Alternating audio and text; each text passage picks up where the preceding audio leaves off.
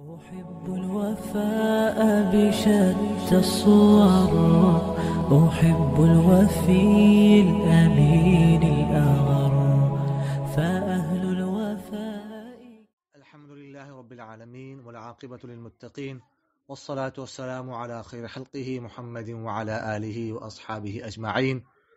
قال الله تبارك وتعالى في القرآن المجيد والفرقان الحميد: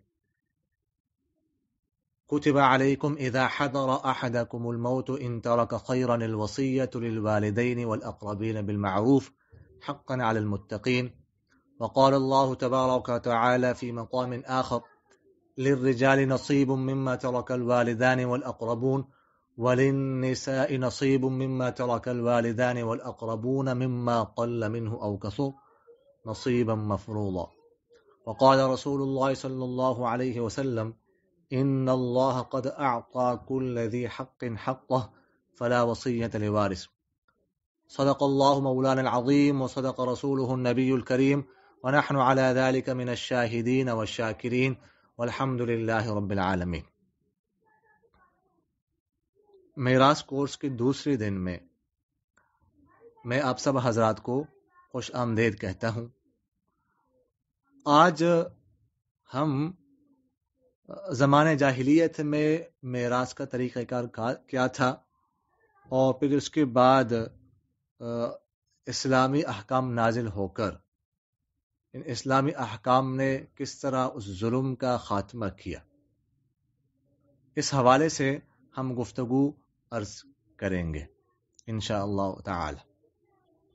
سب سے پہلے ہم اس حوالے سے بات کریں گے کہ زمانے جاہلیت میں وراثت کے اسباب تین تھے، ان تین وجوہ کی وجہ سے لوگ ایک دوسرے کا وارث بنتے تھے۔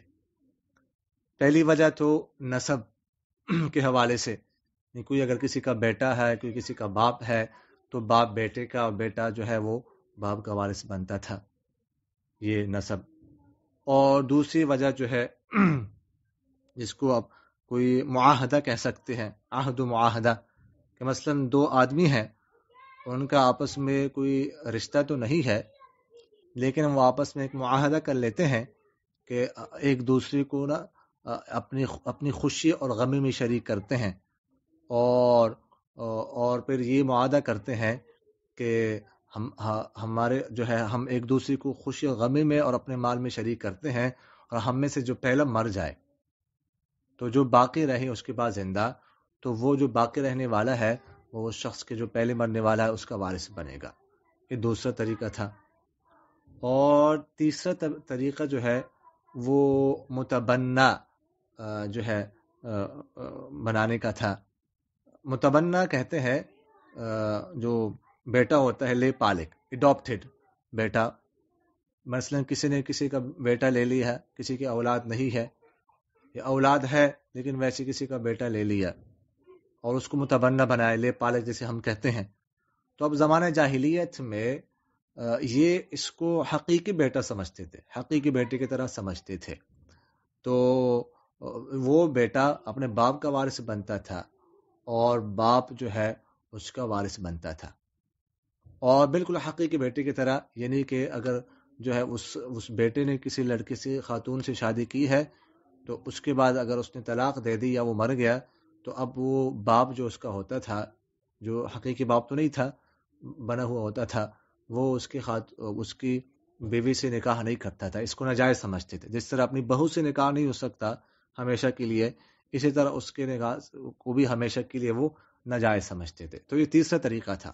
اور یہ میں ساتھ ساتھ یہ بھی عرض کر دوں مختصراً، ہمارے ٹاپک سے متعلق نہیں ہے لیکن انشاءاللہ فائدے سے خالی نہیں ہوگا، وہ یہ مسئلہ یہ ہے کہ جو لیپالک بیٹا ہوتا ہے، جس کو اڈاپٹڈ کہتے ہیں ہم، تو وہ جو ہے شریعت کی نظر میں وہ حقیقی بیٹے کی طرح نہیں ہوتا، لہٰذا وہ اس شخص کا وارث بھی نہیں بن سکتا۔ اگر اس شخص کا انتقال ہو گیا تو وہ وارث نہیں بن سکتے۔ اس کا اگر لیپالک بیٹے کا انتقال ہوا تو وہ شخص جو باپ بنا ہوا ہوتا ہے اس کا وارث نہیں بن سکتا۔ اور اسی طرح اگر اس بیٹے نے کسی سے شادی کی، اس کے بعد اس نے طلاق دے دی یا وہ مر گیا، تو یہ باپ اس سے نکاح کر سکتا ہے، اور اس طرح اپنے باپ کی بیوی سے اگر اس نے طلاق دے دیا، وہ مر گیا، تو یہ لے پالک بیٹا نکاح کر سکتا ہے۔ اور ایک اور بات میں عرض کروں کہ جو بہت اہم بات ہے، پہلی بات تو یہ ذہن میں رکھیے گا کہ وہ بیٹا لے پالک بیٹا اپنے حقیقی والدین کا وارث بنے گا۔ اس کے حقیقی والدین ہے، جو اس کا بھائی ہے، وہ بھائی مر گیا، اس کی نرینہ اولاد نہ ہو، تو آگے ہم عرض کریں گے، تو اپنے حقیقی والدین کا وہ وارث بنے گا۔ یہ جنہوں نے اڈاپٹ کیا ہوا ہے اس کو، یہ ان کا وارث نہیں بنے گا۔ اور ایک سب سے اہم بات جو ہے وہ میں عرض کر دوں، وہ یہ ہے کہ اڈاپٹیڈ جو بچہ ہوتا ہے، اس کے شناختی کارڈ پر اور اسی طرح بے فارم پر حقیقی والد کا نام لکھوانا، حقیقی والدین کا نام لکھوانا ضروری ہوتا ہے، ٹھیک ہے؟ جنہوں نے اڈاپٹ کیا ہوتا ہے وہ اگر اپنا نام لکھواتے ہیں تو یہ بالکل بڑا گناہ ہے، گناہ کبیرہ ہے، اور قرآن پاک کی واضح آیت کے خلاف ہے۔ ادعوہم لآبائہم هو اقسط عند اللہ، سورہ احزاب کی آیت ہے، اس میں اللہ تعالیٰ نے واضح فرمایا کہ اپنے اولاد کو اپنے جو ہے ان کے والدین کے ناموں سے پکارا کرو۔ تو اس لیے جو ہے ان کے جنہوں نے اڈاپٹ کیا ہوتا ہے ان کا نام لکھوانا شناختی کارڈ پر بھی فارم پر ایک گناہ ہے، اس سے بچنا ضروری ہے۔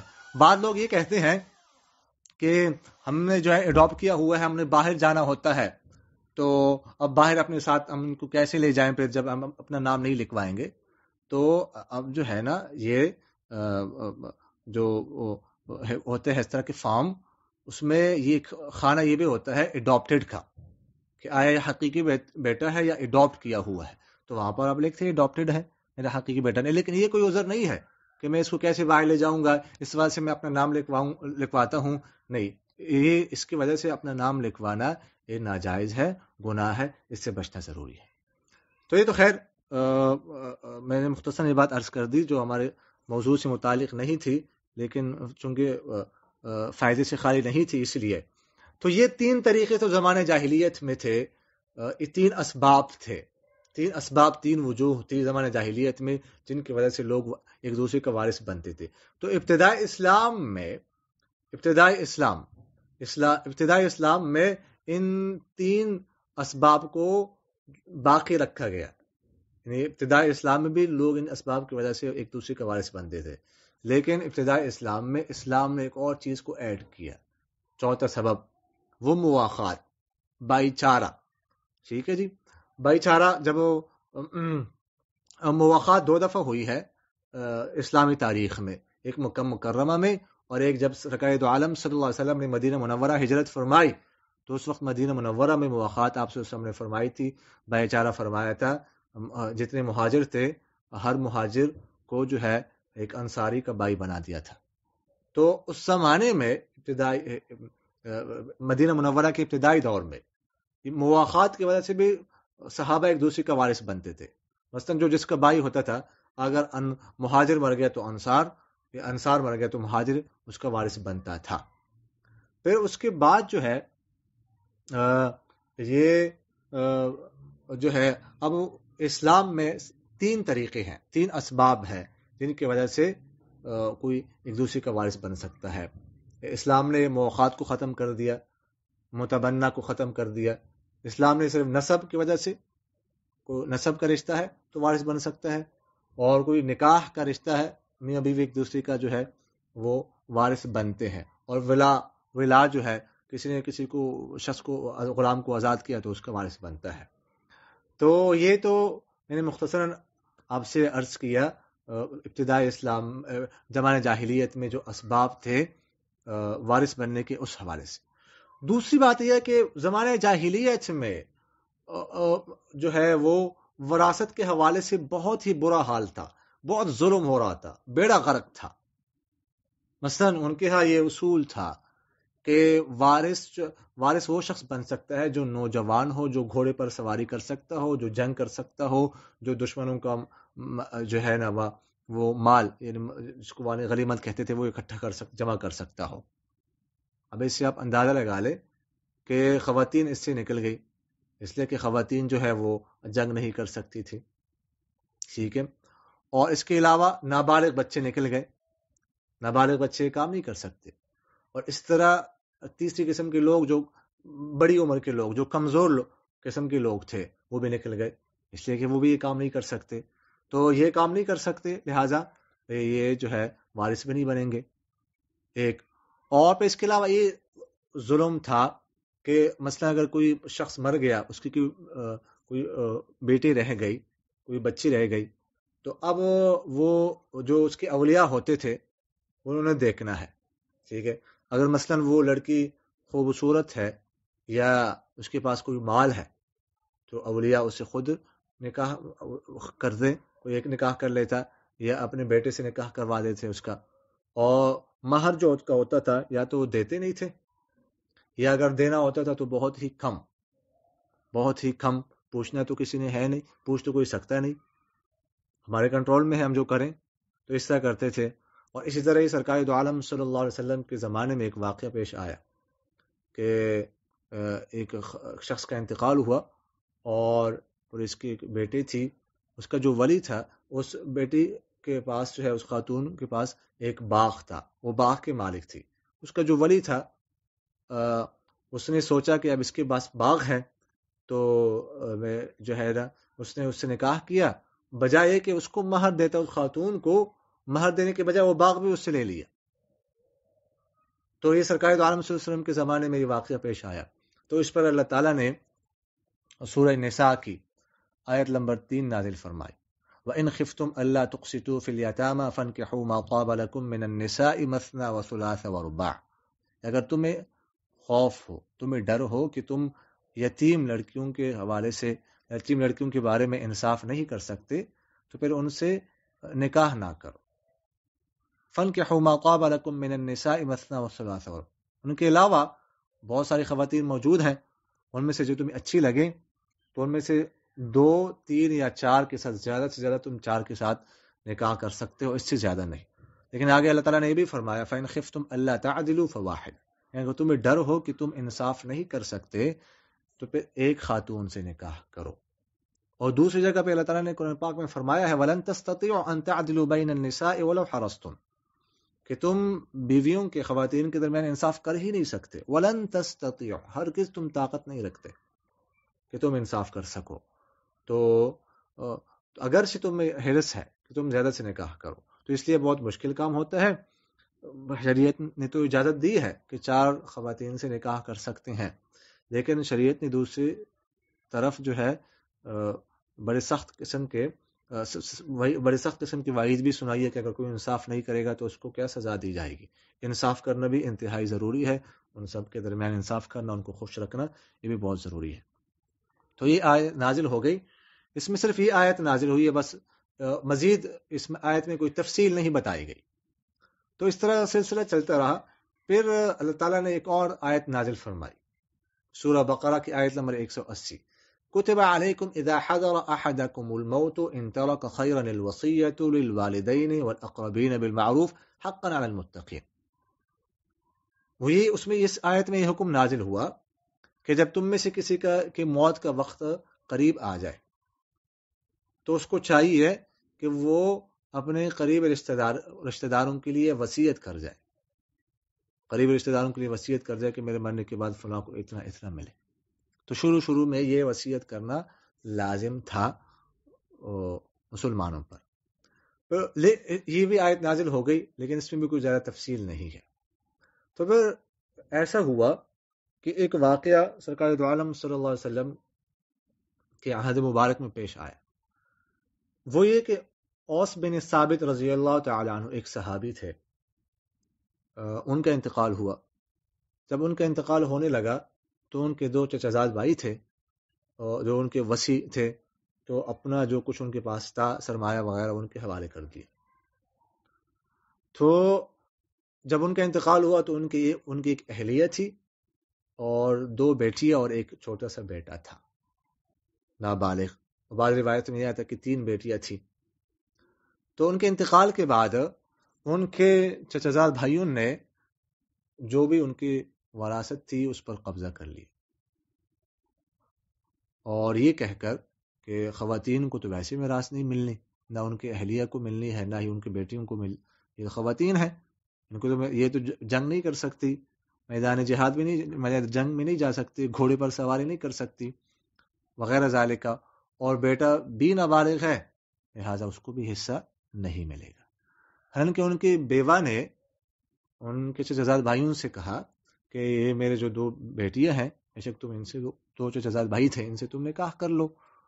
تو وہ یہ چاہتی تھی کہ کسی طرح جو ہے میرے بچیوں کو یہ حصہ مل جائے ان کے والد کا، لیکن انہوں نے انکار کر دیا کہ نہیں، ہم نے نکاح بھی نہیں کرنا۔ تو وہ بیچاری جو ہے اس کا اور کون سہارا بن سکتا تھا؟ وہ سرکار دو عالم صلی اللہ علیہ وسلم کے علاوہ اور کوئی سہارا نہیں تھا۔ تو وہ بیوہ سرکار دو عالم صلی اللہ علیہ وسلم کی خدمت میں حاضر ہوئی اور ان کے سامنے اپنی فریاد رکھی کہ اسی طرح جو ہے میرے شوہر کا انتقال ہوا ہے اور یہ یوں جو ہے اس کے چچا زاد بھائیوں نے کیا۔ تو سرکار دو عالم صلی اللہ علیہ وسلم نے توقف فرمایا، چونکہ ابھی کوئی حکم نازل نہیں ہوا تھا، لیکن ان سے کہا کہ آپ انتظار کریں۔ تو اللہ تعالیٰ نے کچھ عرصہ بعد جو ہے یہ سورہ النساء کی آیت نمبر 7 نازل فرمائی۔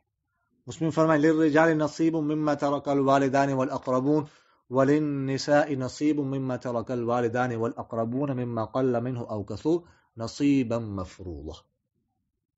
فرمایا کہ مردوں کے لیے حصہ ہے جو ان کے والدین اور قریب رشتہ دار جو کو چھوڑ دیں، اور اسی طرح فرمایا کہ عورتوں کا بھی حصہ ہے جو ان کے والدین اور قریب رشتہ دار چھوڑ دیں، مما قل منه او کثر، زیادہ ہو یا کم ہو، نصیبا مفروضا، یہ ایک مقررہ حصہ ہے۔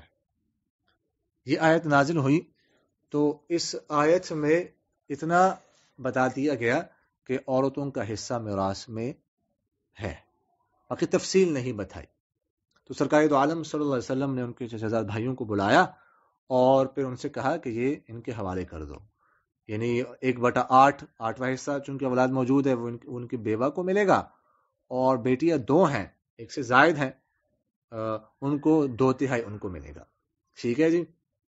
اور چونکہ بیٹا موجود ہے، باقی بیٹا عصبہ بن جائے گا، باقی جو کچھ بچ گیا وہ بیٹے کو مل جائے گا، تمہیں کچھ بھی نہیں ملے گا۔ کسی کو کتنا ملتا ہے کتنا نہیں، یہ ہم آگے جا کے جب ذوی الفروض کی بحث کریں گے تو اس وقت ہم انشاءاللہ یہ عرض کریں گے۔ تو اس آیت میں اتنا تو بتا دیا گیا کہ عورتوں کا حصہ ہے میراث میں، لیکن تفصیل نہیں بتائی کتنا اور کتنا نہیں۔ اور یہ بھی آپ یہاں پر دیکھ لیجئے کہ دونوں کے ساتھ والدان اور اقربون کا ذکر کیا کہ والدین اور قریب رشتہ دار۔ قریب رشتہ دار میں والدین بھی داخل ہیں، لیکن خاص طور پر جو ہے وہ والدین کا ذکر کیا تاکید کے ساتھ کہ والدین کو حصہ دینا یہ گویا کہ ضروری ہے۔ اور آج کل جو ہے والدین تو بالکل ذہن میں نہیں ہوتے کہ کیا والدین کو بھی حصہ دینا ہے۔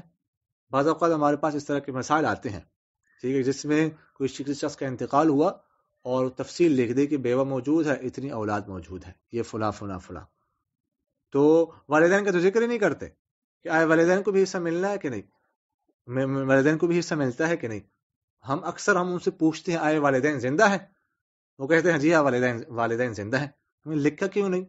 پھر ہماری طرف دیکھنا شروع کر دیتے ہیں کہ یہ کیا کہہ رہے ہیں، یہ تو سب کچھ اولاد کو ملنا چاہیے، والدین کو کیوں مل رہا ہے؟ اور کوئی والد مطالبہ کرتا ہے اپنے بیٹے کی وراثت کا تو اس کو بہت برا سمجھتے ہیں، ابھی جو ہے میرے سامنے ایسے بہت ساری مثالیں موجود ہیں، لیکن ایک آدھ مثال میں انتہائی اختصار کے ساتھ دے سکتا ہوں۔ ایک بالکل تازہ مثال، 1-2 ماہ پہلے کی بات ہے، ایک شخص جو ہے وہ دبئی میں ایک جگہ پہ کمپنی میں کام کرتا تھا، تو وہ کام کا بلڈنگ بن رہی تھی، وہ کام کے دوران جو ہے بلڈنگ سے اوپر سے نیچے گرا، تو آن دا اسپاٹ انتقال کر گیا۔ اب اس کے بعد جو ہے وہاں پر ایک تو کمپنی کی طرف سے ایک بہت بڑی اماؤنٹ ملی اس کو، اور ایک اپنے پاس اس کی اپنے پاس کچھ اماؤنٹ تھی، اور اسی طرح جو ہے پھر وہاں کے لوگوں نے اس کے لیے چندہ کیا، تو یہ کافی ساری جو ہے وہ اکاؤنٹ بن گئی، تقریباً جو ہے وہ 1.5 کروڑ کے قریب۔ تو اس کے بعد جو ہے والد صاحب زندہ ہیں، والدہ انتقال کر گئی ہے، 2 بیٹے ہیں، 5 بیٹیاں ہیں اس شخص کے۔ تو جب اتنا سارا پیسہ آیا تو والد صاحب کی بھی خواہش ہوئی کہ مجھے بھی کچھ مل جائے، اور اتفاقاً جو ہے ہم نے اندازہ لگایا والد صاحب کا حصہ سب سے زیادہ بن رہا تھا، یعنی 20 لاکھ یا اس سے زیادہ، چونکہ بیٹیاں زیادہ تھی اور بچے زیادہ تھے اس لیے ان کا اور اہلیہ کا کم بن رہا تھا۔ والد صاحب نے مطالبہ کیا تو اس کی اہلیہ نے بہت زیادہ محسوس کیا اس کو کہ یہ کیوں مطالبہ کر رہے ہیں۔ ایک بڑے شہر میں جو ہے ایک مکان خریدا اور پھر اسلام آباد میں ایک جگہ خرید لی، تو یہ اب خرید رہے ہیں وہ، لیکن والد صاحب کو حصہ نہیں دے رہی وہ یہ کیوں مطالبہ کر رہے ہیں جی؟ یہ کہ حالانکہ والد صاحب اسی والد صاحب نے اب تک ان کو پالا ہے۔ اب 5-6 سال پہلے اگر وہ والد صاحب سے الگ ہو گئے تو کہ ہمیں الگ کر دیا، 5 سارے بچے اس خاتون کے 7 بچے وہ والد صاحب کے ہوتے، والد صاحب کے گھر میں جب یہ رہتے تھے والد صاحب کے ساتھ، والد صاحب ہی ان کا خرچہ برداشت کرتے تھے، اس وقت سارے بچے ادھر پیدا ہوئے ہیں اس خاتون، لیکن اب جو ہے وہ کہہ رہے کہ نہیں، یہ ابھی تک وہ نہیں دے رہی۔ تو یہ ہمارا حال ہے، ٹھیک ہے۔ والدین کا اگر مطالبہ کرے تو ہم برا سمجھتے ہیں، کہ یہاں پر اقربون میں والدین داخل ہیں اس آیت میں، لیکن والدین کا الگ سے مما ترک الوالدان نے پہلے والدین کا ذکر کیا، پھر اقربون کا بعد میں کیا۔ اقربون میں دیگر رشتہ دار بھی داخل ہیں، والدین بھی داخل ہیں، لیکن والدین کا الگ سے ذکر کیا۔ اس طرح کے اور دیگر مثالیں موجود ہیں، لیکن بات چونکہ لمبی ہو رہی ہے آگے بڑھتے ہیں۔ اور پھر یہاں پر تفصیل سے بتایا، للرجال کا ذکر کیا، نصیب مما ترک الوالدان وللنساء، اگر للنساء کا ذکر کرتے تب بھی کافی تھا، لیکن عورتوں کا ذکر کرنے کے بعد عورتوں کی تفصیل بھی بتائی، جس طرح رجال مردوں کا ذکر کر کے تفصیل اللہ تعالیٰ نے ارشاد فرمائی ہے، اسی طرح عورتوں کا ذکر کر کے اللہ تعالیٰ نے تفصیل ذکر فرما دی، مما ترک الوالدان والاقربون، اور فرمایا مما قل منه او کثر، زیادہ ہو یا کم ہو، مردوں اور عورتوں سب کو ملے گا، کم ہو، ایک جوڑا کپڑوں کا کیوں نہ ہو، ایک چارپائی کیوں نہ ہو، لیکن انتقال ہوتی ہی اس کو تقسیم کرنا ہے، وہ ہم آگے جا کے جو ہے اس پر حوالے سے بحث کریں گے۔ اور فرمایا نصیب مفروضہ، ایک مقررہ حصہ ہے، اللہ تعالیٰ کی طرف سے مقرر ہے کہ اس کو کتنا دینا ہے، کتنا نہیں دینا۔ یہ آیت نازل ہو گئی، لیکن اس میں جیسے آپ نے دیکھا ہے تفصیل نہیں بتائی گئی کہ مردوں کو ڈبل ملے گا، عورتوں کو اس کا آدھا ملے گا۔ اس کے بعد جو ہے ایک اور واقعہ سرکاری دو عالم صلی اللہ علیہ وسلم کے زمانے میں ہوا، وہ سعد بن ربیعہ رضی اللہ تعالی عنہ، جلیل القدر صحابی تھے، اور قبیلہ خزرج سے، مدینہ منورہ میں 2 قبائل رہتے تھے انصار کے، اوس اور خزرج سے ان کا تعلق تھا۔ تو جنگ احد میں 3 ہجری میں جنگ احد ہوئی ہے، شوال کے مہینے میں، وہ شہید ہو گئے۔ تو ان کی شہادت کے بعد ان کی بھی ایک بیوہ رہ گئی ان کے پیچھے، اور 2 بیٹیاں رہ گئی۔ تو اسی طرح ان کے بھائی نے بھی یہ سمجھ کر کہ یہ جو ہے عورتیں ہیں، تو سارا حصہ ان کے بھائی نے لے لیا۔ تو ان کے اہلیہ بھی، ان کے بیوہ بھی، ظاہر ہے سرکار دو عالم صلی اللہ علیہ وسلم کے پاس ہی جانا تھا، سرکار دو عالم صلی اللہ علیہ وسلم کی خدمت میں حاضر ہو گئی اور آپ صلی اللہ علیہ وسلم کے سامنے ساری بات بتا دی۔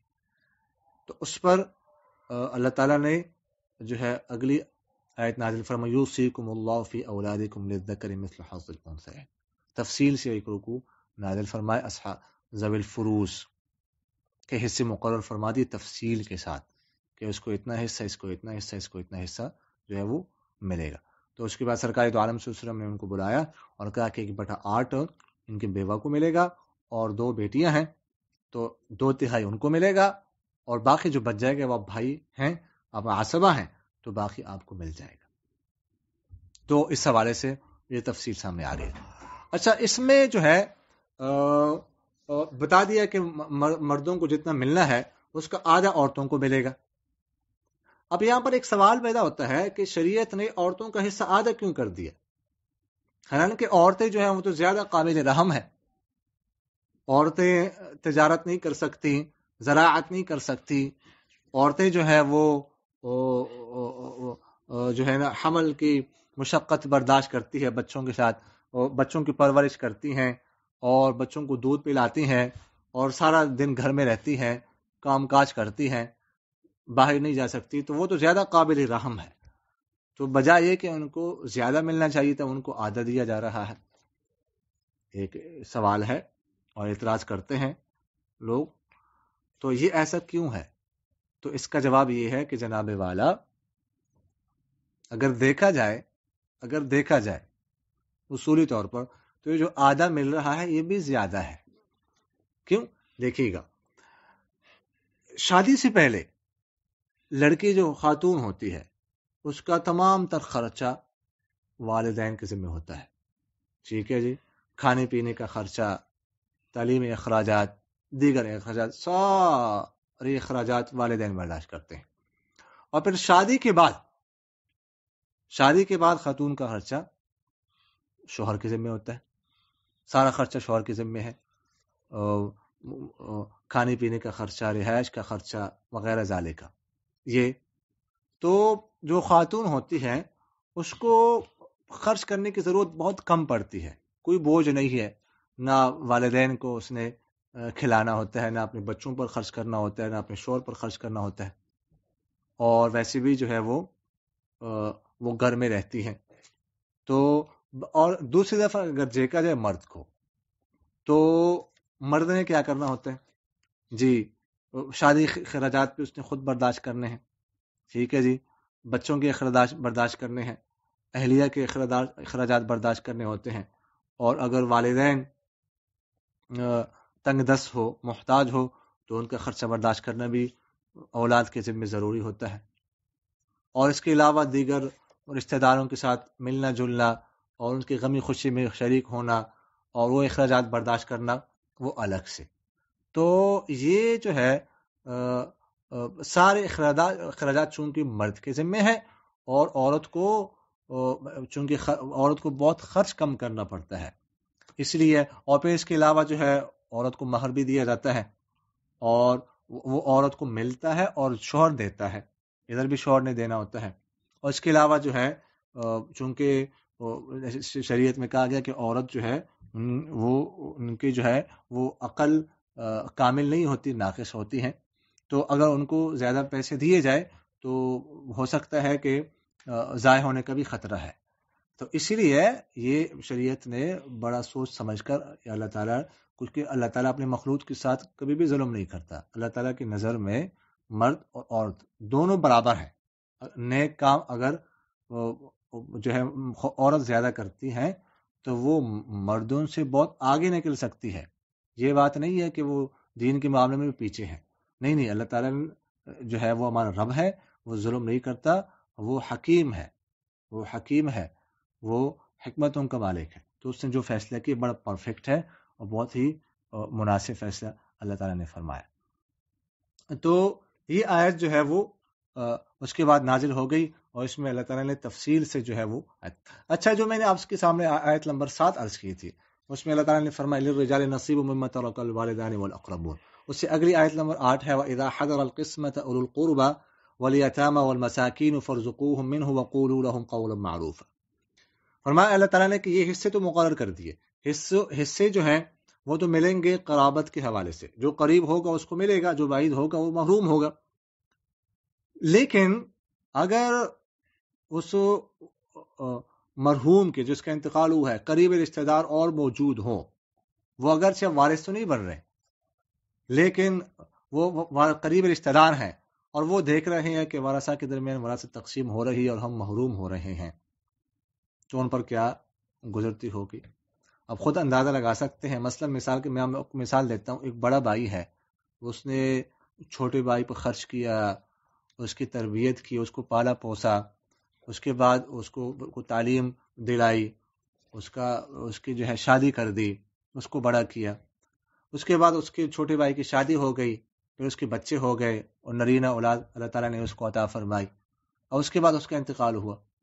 اب ظاہر ہے کہ نرینہ اولاد موجود ہے تو بھائی کو حصہ نہیں ملے گا، ٹھیک ہے. لیکن بھائی نے جو اس پہ خرچ کیا ہے، جو مشقت برداشت کی ہے، جو اس کو کتنا پیار اس بھائی کے ساتھ تھا، اب اس کو حصہ تو نہیں ملے گا.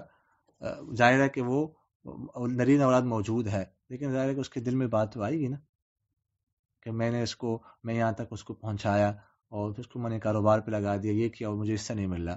تو اس کے حوالے سے اللہ تعالیٰ نے فرمایا وَإِذَا حَضَرَ الْقِسْمَةَ أُولُو الْقُرْبَى کہ جب دیگر قریب رشتہ دار موجود ہو جن کو حصہ نہ مل رہا ہو، تو پھر رشتہ داروں کو چاہیے جن کو حصہ جو ورثہ ہے کہ وہ ان کو عطا کریں، ان کو دے دیں. یہ صدقہ ہو ان پر لازم نہیں ہے، ان پر ضروری تو نہیں ہے، لازم نہیں ہے، لیکن بہتر ہے کہ وہ دے، لیکن اس کے لیے ضروری ہے کہ سارے ورثہ بالغ ہو. کوئی نابالغ ہو اگر ہے تو پھر وہ مشترکہ ترکے میں سے، مشترکہ میراث میں سے اس کو نہیں دیا جا سکتا، الگ سے بندہ دے سکتا ہے، لیکن مشترکہ میراث میں سے وہ ان کو پھر نہیں دیا جا سکتا. تو فرمایا کہ ان کو دے دو. فارزقوهم من وقولوا لهم قولا معروفا، اگر ان کو تم نے کچھ دیا اور لیکن انہوں نے ان کو کم سمجھا، کچھ کہا، سخت بات جو ہے وہ کی، یا یہ ہے کہ اپنے زیادہ مطالبہ کیا جو ان کا حصہ نہیں تھا، ویسے بھی ان کا حصہ نہیں تھا، تو پھر وقولوا لهم قولا معروفا، تو تم سخت بات نہ کرو، نرمی سی بات کرو، بہترین انداز میں ان کو سمجھاؤ. اور اگلی آیت نمبر 9 میں اللہ تعالیٰ نے فرمایا وَلْيَخْشَ الَّذِينَ لَوْ تَرَكُوا مِنْ خَلْفِهِمْ ذُرِّيَّةً ضِعَافًا خَافُوا عَلَيْهِمْ فَلْيَتَّقُوا اللَّهَ وَلْيَقُولُوا قَوْلًا سَدِيدًا. کہ جب کوئی اس طرح مر جائے، کسی کا انتقال ہو جائے، اس کو چھوٹے چھوٹے بچے رہ جائیں، یتیم بچے رہ جائیں، تو ان بچوں کے جو اولیاء ہوں ان کو چاہیے کہ وہ مہربانی کے ساتھ، شفقت کے ساتھ ان کے ساتھ پیش آئیں، شفقت کا معاملہ فرمائے، اور یہ سوچے کہ اگر میں مر جاتا اور میرے اس طرح کے چھوٹے چھوٹے بچے رہ جاتے تو میں کیا سوچتا اپنے بچوں کے لیے کہ میرے بچوں کے ساتھ کیسا معاملہ کیا جائے. ظاہر ہے اپنا ہر والد اپنے بچوں کے لیے اچھا سوچتا ہے، اپنے بچوں کے لیے پیار کا سوچتا ہے کہ میرے بچوں کے ساتھ ہر کوئی پیار کرے، ہر کوئی محبت کرے، ہر کوئی نرمی کے ساتھ پیش آئے، شفقت کے ساتھ پیش آئے. تو جب تم اپنے بچوں کے لیے اس طرح سوچتے ہو تو جو بچے یتیم، چھوٹے بچے تمہاری پرورش میں آگے تو ان کے ساتھ بھی اسی طرح سلوک کرو جس طرح تم اپنے بچوں کے بارے میں سوچتے ہو. اگلی آیت میں فرمایا ان الذين ياكلون اموال اليتامى ظلما انما ياكلون في بطونهم نارا وسيصلون سعيرا، کہ اگر یتیم بچے رہ جائیں تو ان کا مال بہت احتیاط سے خرچ کرنا ہے. فرمایا کہ جو یتیم کا مال کھاتا ہے ظلم، ناجائز طریقے سے، تو اللہ تعالیٰ نے فرمایا کہ وہ اپنے پیٹ میں گویا کہ آگ بھر رہا ہے، اپنے پیٹ میں آگ بھر رہا ہے. اور آگ سے کیا مراد ہے؟ محققین فرماتے ہیں کہ حقیقی آگ ہے. بعض علماء نے تو یہ فرمایا کہ گویا کہ آگ جو ہے یہ اس کا ناحق کھانا ایسا ہے جیسے کہ پیٹ میں آگ بھر رہا ہو، لیکن محققین فرماتے ہیں کہ نہیں، حقیقی طور پر یہ آگ ہی ہے جو اپنے پیٹ میں وہ داخل کر رہا ہے. اور بعض روایت میں آتا ہے کہ جو یتیم کا مال ناحق کھائے تو قیامت کے روز اس حال میں اس حال میں اس کو اٹھایا جائے گا کہ اس کے پیٹ سے، اس کے منہ سے، اس کے کانوں سے، اس کے ناک سے آگ کے شعلے بلند ہو رہے ہوں گے. اور ایک روایت میں آپ صلی اللہ علیہ وسلم نے فرمایا کہ جو یتیم کا مال ناحق طریقے سے کھائے، ناجائز طریقے سے، تو قیامت کے دن ویسے حالت میں اٹھایا جائے گا کہ اس کا منہ جو ہے وہ آگ سے بھڑک رہا ہوگا، اس کے منہ آگ ہی آگ ہوگا. تو اس لیے اس سے یتیم کے ساتھ اس نے سلوک کرنا اور اس سے بچنا انتہائی ضروری ہے. تو یہ میں نے مختصراً آپ کے سامنے عرض کیا کہ کیا طریقہ کار تھا، کیسے بڑا غرق تھا میراث کے زمانے جاہلیت میں، اور پھر کس طرح تدریجاً اسلامی احکام نازل ہوئے، اور احکام نازل ہونے کے بعد کس طرح اس ظلم کا خاتمہ فرمایا جو زمانے جاہلیت میں تھا، اور کس طرح اسلام نے لوگوں کو انصاف فراہم کیا. اللہ تعالیٰ عمل کرنے کی توفیق عطا فرمائے. اقول قولی هذا استغفر الله لي ولكم ولسائر المسلمين فاستغفروه انه هو الغفور الرحيم. صدق الله العظيم. جزاكم الله خيرا.